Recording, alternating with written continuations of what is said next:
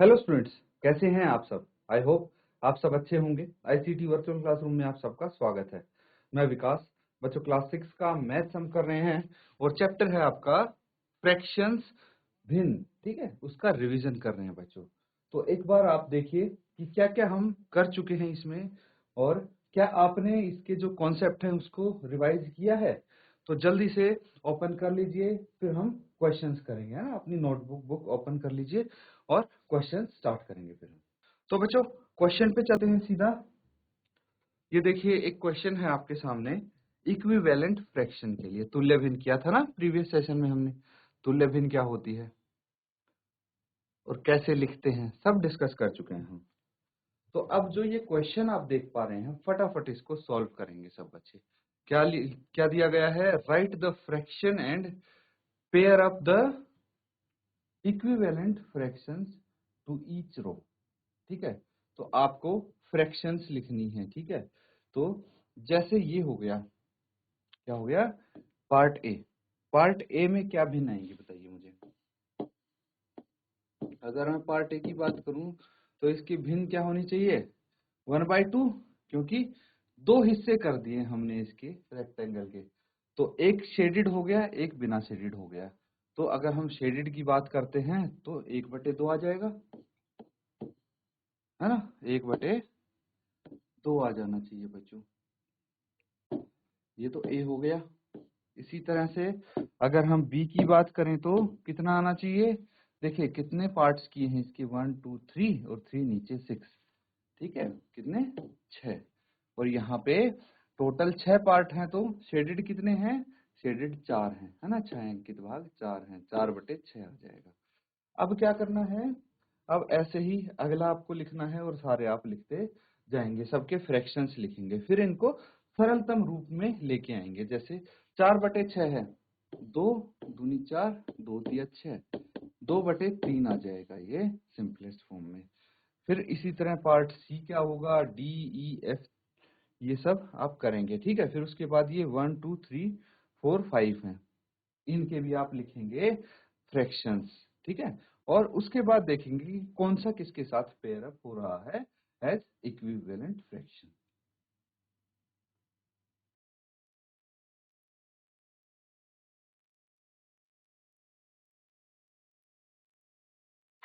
तो ठीक है बच्चों, ये यहाँ पे आप सबको करके देख सकते हैं, है ना। अब पार्ट सी कर लेते हैं एक बार।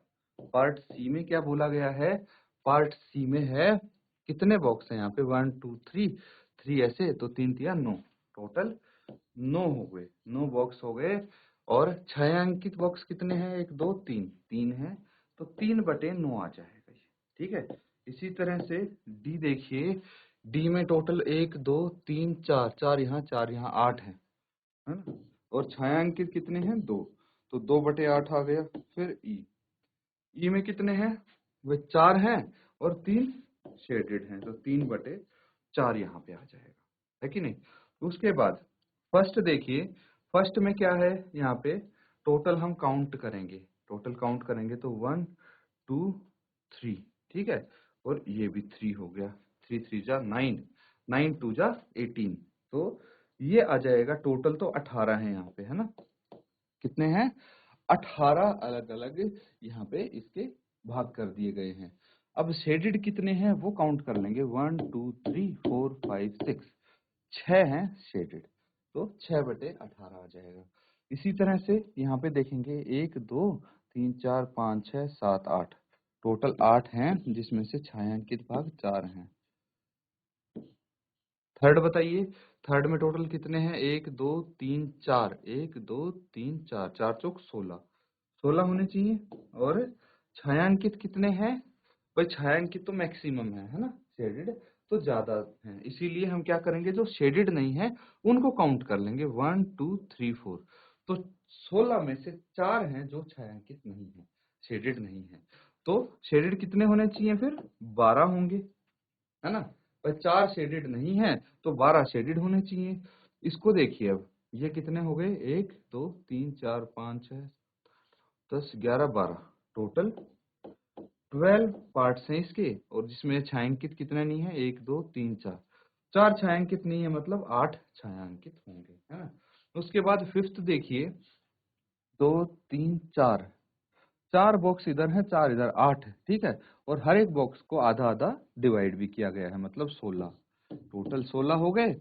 अब शेडेड कितने हैं देख लीजिए, 1 2 3 4, 4 शेडेड हैं। तो ये सब आ गए, है ना, ये इनके फ्रैक्शन आ गए।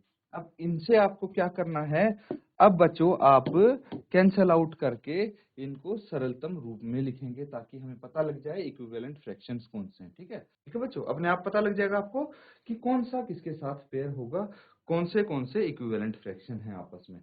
तो जल्दी से नोट डाउन कीजिए और आगे सॉल्व कीजिए इसको।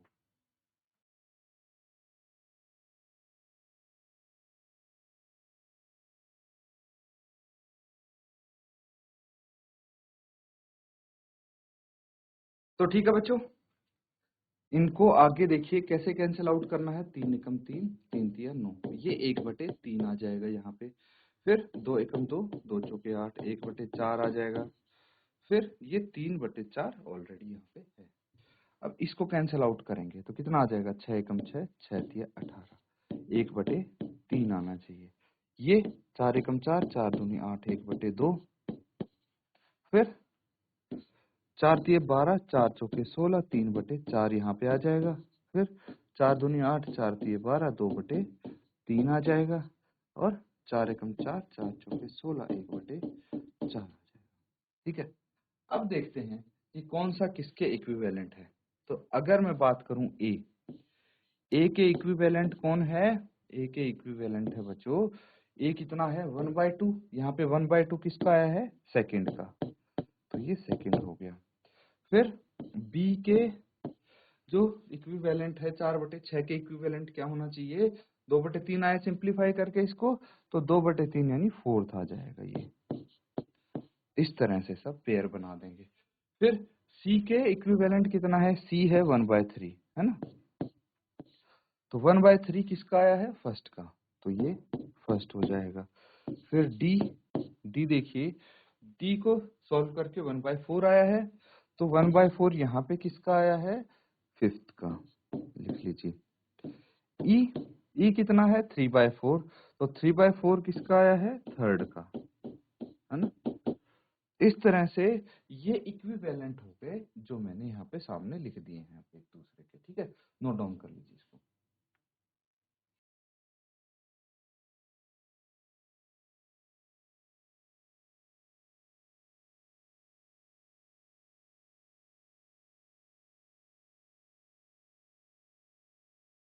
तो बच्चों सबने कर लिया है नोट डाउन। अगला सवाल देखिए, अब ये क्वेश्चन है,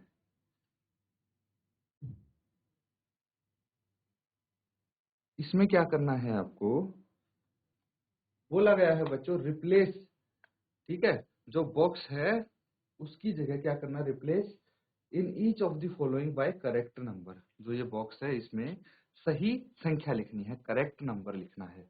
तो देखिए दो फ्रैक्शन को ये इक्वल बता रहे हैं। इक्वल कैसे हो सकते हैं, जब इक्विवेलेंट हो, है ना। ये जो अगर इक्विवेलेंट होंगे तो इनको इक्वल बोल सकते हैं, दो अलग अलग भिन्न को। तो एक बॉक्स छोड़ा गया है, उसकी जगह आपको बताना है ये इक्विवेलेंट है या नहीं, ठीक है। तो चलिए देखते हैं ये इक्विवेलेंट है या नहीं। पार्ट ए की बात करते हैं, 2/7 है ना। न्यूमरेटर में तो 8 है आपके पास, डिनोमिनेटर में एक बॉक्स बना दिया है।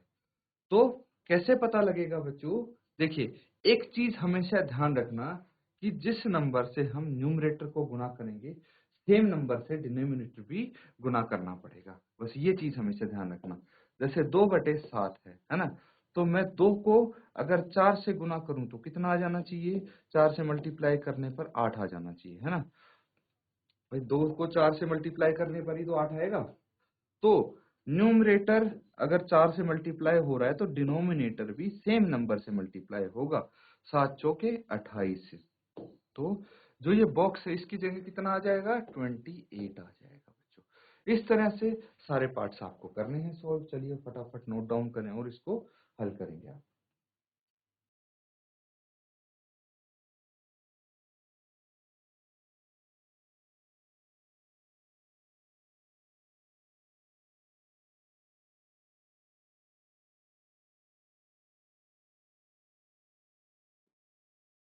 तो ठीक है बच्चों, ये सबने कर लिया है।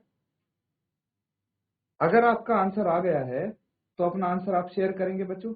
GIC रीटा खाल, शाबाश बेटा, बताइए आंसर बताइए।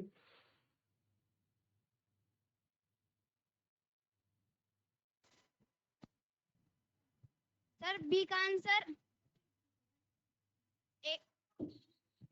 सर बी का 16। 16, ठीक है बेटा, माइक को सी थोड़ा का आप पास 12। रखिए अपने मुंह से, आपकी आवाज कम आ रही है। 12 C का 12, डी का 20। D का 20, ठीक है, और E ई का 6। E ई का का 6। 6। बहुत अच्छे बेटा, क्या नाम है आपका बच्चे? सर अभिनव। अभिनव, वेरी गुड अभिनव। ठीक है बच्चे, बैठ जाइए आप।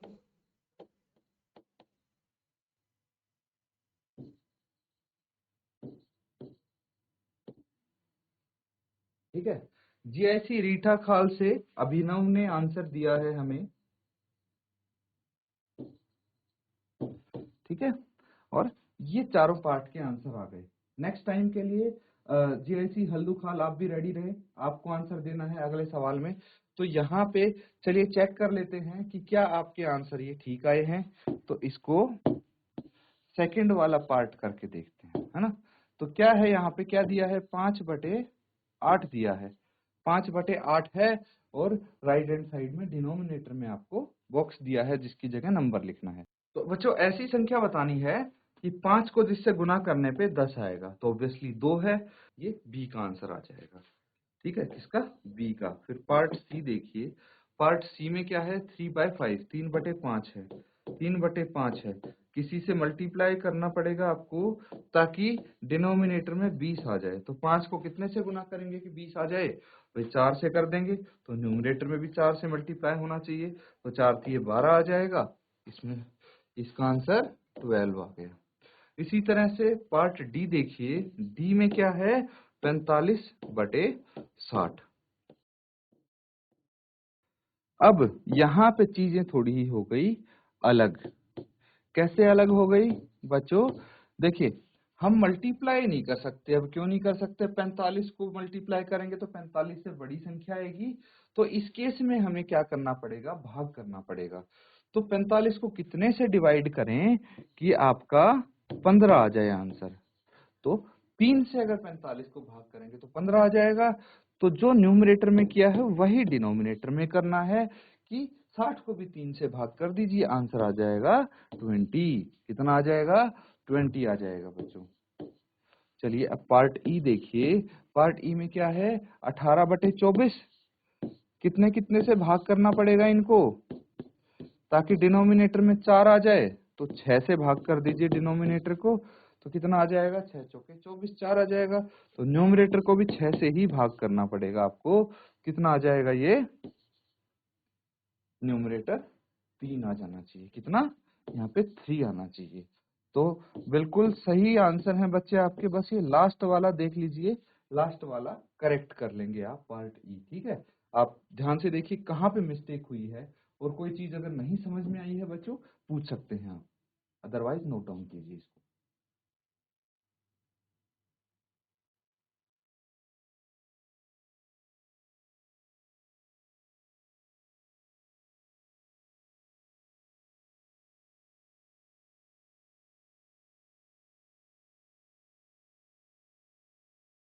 ठीक है बच्चों, ये सवाल सबने कर लिया है, अगला सवाल करेंगे अब। नेक्स्ट क्वेश्चन है आपके सामने,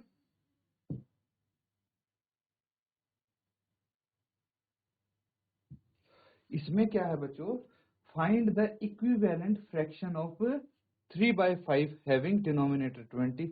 इसमें आपको इस तरह से लिखा है, कोई दिक्कत नहीं होनी चाहिए बच्चों, क्वेश्चन सेम है जैसा पिछला था ना, बिल्कुल वैसा ही सवाल है, बस पूछने का तरीका अलग है इसका। क्या, जैसे पार्ट ए में क्या बोला गया है कि भाई 3/5 की तुल्य भिन्न बतानी है, इक्विवेलेंट फ्रैक्शन बताना है, जिसका डिनोमिनेटर 20 हो, जिसका हर 20 हो। समझ गए? न्यूमरेटर क्या होगा ये आपको बताना है, तो फ्रैक्शन आ जाएगा। तो क्या करना पड़ेगा, डिनोमिनेटर को 4 से गुना कर दीजिए आप। अगर 4 से गुना करेंगे इस हर को तो कितना आ जाएगा, 5 × 4 20। तो अगर डिनोमिनेटर में 4 से मल्टीप्लाई किया है तो न्यूमरेटर में भी 4 से ही करेंगे, तो ये भिन्न आ जाएगी 12/20। ठीक है बच्चों, इस तरह से पार्ट बी सी डी भी आपको करने हैं। चलिए फटाफट इसको नोट डाउन करके सॉल्व करेंगे आप।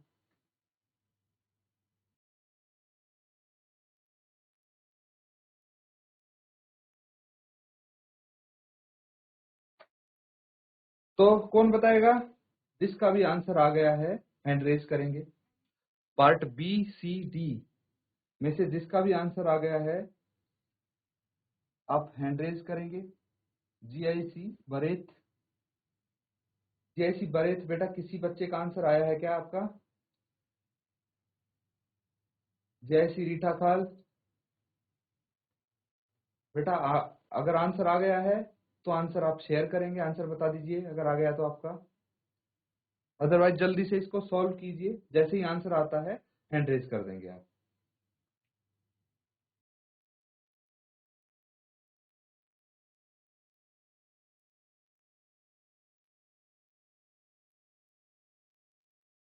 देखिए क्वेश्चन इजी है ना? अगर आंसर आया है, आ गया है तो आंसर बता दीजिए बेटा आप। जीआईसी रीठा खाल, चलिए कोई बात नहीं, मैं इसको सॉल्व करके दिखा देता हूँ, बहुत टफ है नहीं ये। जैसे बी पार्ट में क्या बोला गया है कि न्यूमरेटर 9 होना चाहिए, तो कितने, 3/5 है ये भिन्न, है ना, 3/5 है। इसकी तुल्य भिन्न लिखनी है तो न्यूमरेटर 9 होना चाहिए, तो डिनोमिनेटर कितना होगा ये आपको बताना है। तो 3 को 3 से गुना करेंगे तो न्यूमरेटर 9 आ जाएगा, तो 5 को भी 3 से करेंगे तो ये 15 आना चाहिए। 9/15 आपका आंसर हो जाएगा। सिमिलरली पार्ट सी देखिए, डिनोमिनेटर 30 होना चाहिए, इसमें 3/5 है, इसको किससे मल्टीप्लाई करें कि डिनोमिनेटर 30 आ जाए, है ना, 30 डिनोमिनेटर आ जाए। तो क्या करेंगे आप, 5 को 6 से गुना कर लेंगे। 5 को 6 से गुना करेंगे तो कितना आ जाएगा, 5 6 30, तो 3 को भी 6 से गुना करना पड़ेगा, ये 18 आ जाएगा। पार्ट डी देखिए, 3/5 है, इसको किससे मल्टीप्लाई करें कि न्यूमरेटर 27 आ जाए, है ना। तो यहाँ पे क्या करना पड़ेगा, 3 को भाई 9 से गुना करने पे न्यूमरेटर 27 आता है, तो 5 को भी 9 से गुना करना पड़ेगा और ये 45 आ जाएगा। 27/45 पार्ट डी का आंसर होगा, नोट डाउन कर लीजिए इसको।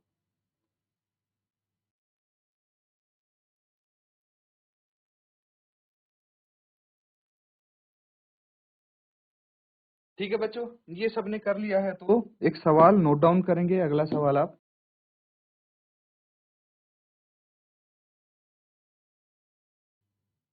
Reduce the following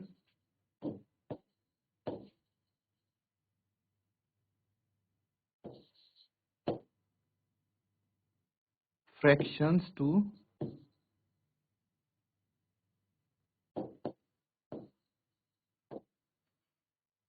simplest form।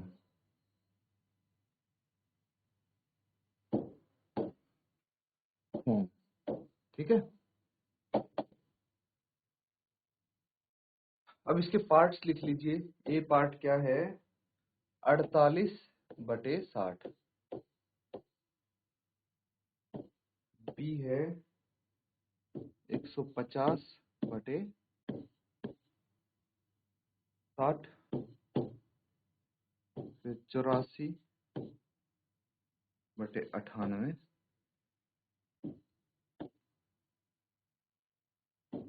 12/52 और 7/28। तो ये है बच्चों आपके यहाँ पे क्वेश्चन में क्या बोला गया है कि जो फ्रैक्शंस आपको दिए गए हैं, जो भिन्न आपको दी हैं, उनको सिंपलेस्ट फॉर्म में रिड्यूस करना है, यानी सरलतम रूप में बनाना है आपको। ठीक है, सरलतम रूप में लेके आएंगे। तो कैसे लेके आएंगे सरलतम रूप में, मैं एक करके दिखा देता हूं बच्चों आपको, ताकि आपको पता लगे। तो पार्ट ए की अगर बात करें तो 48/60 है ना। 48/60 है। तो यहाँ पे इनको कैंसल आउट करेंगे हम। कैंसल आउट क्या होता है बच्चों, न्यूमरेटर और डिनोमिनेटर को हम सेम संख्या से भाग करेंगे, डिवाइड करेंगे, ठीक है। जैसे 48 है, कितने से भाग हो सकता है पूरा पूरा, 2 से, और 60 भी 2 से भाग हो सकता है। तो हमें ऐसा ही एक नंबर देखना है जिससे न्यूमरेटर और डिनोमिनेटर दोनों भाग हो जाएं। तो 48 को 2 से भाग करने पे 24 आ जाएगा, और 60 को 2 से भाग करने पे कितना आ जाएगा, 30। यही आ जाना चाहिए, 24/30। क्या ये सरलतम रूप में है? भाई सरलतम रूप में तब तक हम नहीं बोल सकते जब तक ये दोनों ही संख्या किसी एक संख्या से कटती हों, एक को छोड़ के, है ना। एक से काटेंगे, एक से भाग करेंगे तो वही रह जाएगी। तो 24 को फिर 2 से भाग करेंगे, ये 12 आ जाएगा और ये 15 आ जाएगा। कितना हो गया, 12/15। अब क्या ये सरलतम रूप में हो गया? तो 2 से तो दोनों भाग नहीं हो रही है ना, न्यूमरेटर हो रहा, 2 से भाग डिनोमिनेटर नहीं हो रहा। तो हम क्या करेंगे, 3 से चेक करेंगे। फिर क्या 3 से दोनों भाग हो रहे हैं? बिल्कुल हो रहे हैं। 3 चौके 12, 3 पंजे 15। कितना आ गया, 4/5। अब बताइए 4/5 कोई सेम नंबर से डिवाइड हो सकते हैं? भाई एक के अलावा और किसी से तो ये दोनों के दोनों भाग नहीं हो सकते, है ना। तो इसीलिए ये सरलतम रूप आ गया, कितना, 4/5। नोट डाउन कर लीजिए बच्चों इसको।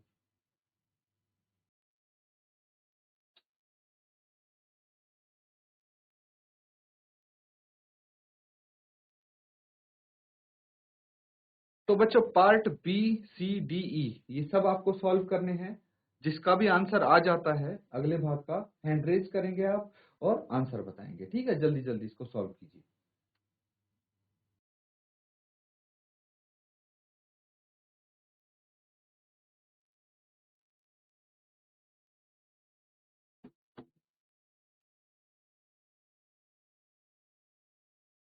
तो ठीक है बच्चों, आंसर अगर आ गया है आपका तो अपना आंसर बता दीजिए आप।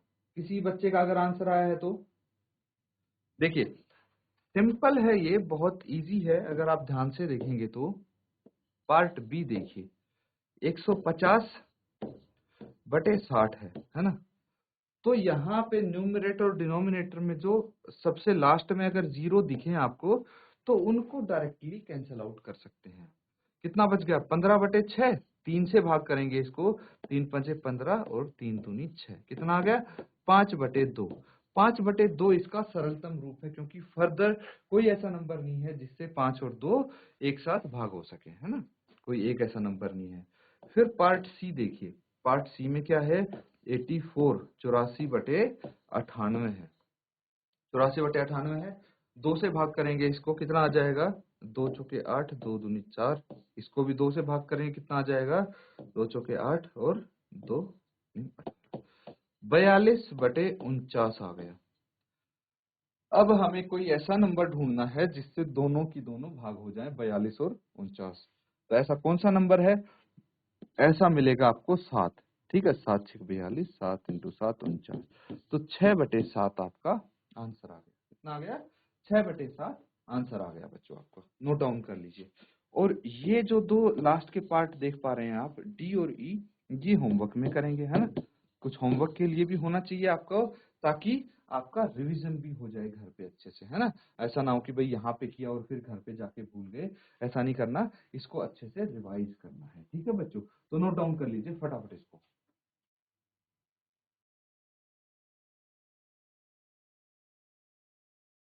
तो ठीक है बच्चों, आज हम इतना ही करेंगे आज के सेशन में। और इसको आपको रिवाइज करना है, अपना होमवर्क भी जरूर पूरा करें, ठीक है। इसी के साथ आज का सेशन यहाँ पे एंड करेंगे। Thank you and have a nice day.